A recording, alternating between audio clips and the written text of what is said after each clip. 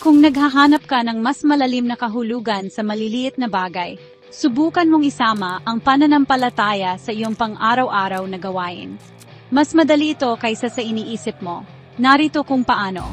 Simulan sa pag-una sa kalooban ng Diyos sa lahat ng iyong ginagawa, malaki man o maliit.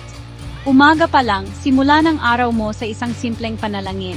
Humingi ng patnubay at kapayapaan. Huwag kalimutang magpasalamat sa Diyos para sa bawat pagpapala, kahit na ang maliliit lang. Maglaan ng oras para magbasa ng Biblia, kahit ilang talata lang, para punuin ang iyong isip ng kanyang mga pangako. Kung magkamali ka, humingi ng kapatawaran, mas malaki ang pagmamahal ng Diyos kaysa sa anumang pagsubok. Maglaan ng sandali para linisin ang iyong puso at isip, bitawan ang mga alalahanin at magtiwala sa kanyang plano.